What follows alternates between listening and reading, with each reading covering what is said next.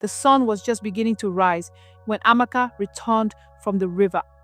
Her body ached and her feet were blistered from the long, treacherous journey, but her spirit remained unbroken. She clutched the clay pot filled with shimmering water, blessed by the spirit of the Imo River. Her heart raced with a mixture of relief and dread as she approached the house. Inside, Obinna stood waiting, his face a mixture of sorrow and resolve. He had learned the truth about Susanna's cruelty, and the sight of his beloved daughter, exhausted and trembling, tore at his heart. Without hesitation, he called Susanna into the courtyard. "You have betrayed my trust," Obinna said, his voice firm but heavy with emotion. "You were meant to be a mother to Amaka, but instead you made her life unbearable. I will not allow you to remain in this house a moment longer. Leave now."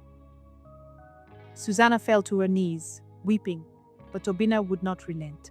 That very morning, Susanna was sent away, and the villagers watched in stunned silence as she packed her belongings and left the compound. Many whispered among themselves, shocked that Obinna, a man known for his patience and calm demeanor, had finally taken action. Days later, Susanna's parents arrived at Obinna's home, bringing gifts of yam and palm oil as tokens of their apology.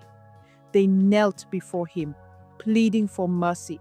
"Obinna," her father began, "we beg you to reconsider.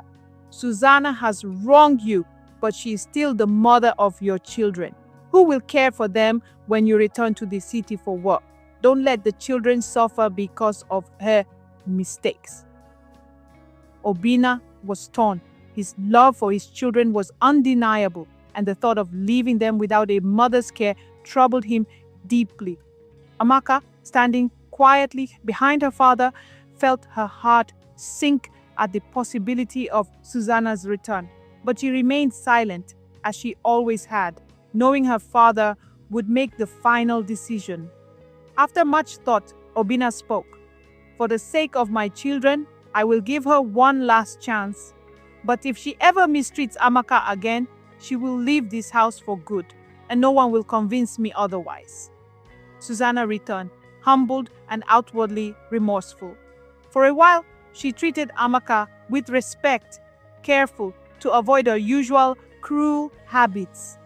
But her jealousy festered, and soon her old ways crept back. She became more cunning, ensuring her cruelty went unnoticed by Obinna. She forced Amaka to take on back-breaking chores, denied her food, and humiliated her in front of her step-siblings. One evening, Obinna returned home unexpectedly. As he walked into the courtyard, he heard shouting. He followed the sound and found Susanna berating Amaka, who was scrubbing the floor with raw, blistered hands.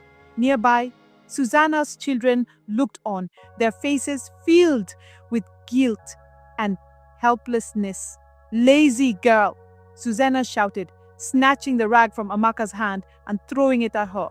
"Do you think you can sit and eat in this house without working? Clean properly, or you'll sleep outside tonight." "Enough!" Obinna's voice thundered, silencing everyone. Susanna froze, her face pale. Obinna's eyes burned with anger as he stepped forward. "I warned you," he said, his voice trembling with rage. "I gave you a second chance, but you've proven you don't deserve it." Susanna fell to her knees, sobbing. "Please, Obinna, I didn't mean it." But Obinna's mind was made up. "Leave this house," he said. "You have no place here anymore. I will not let you harm my daughter again." This time, no amount of pleading could change his decision.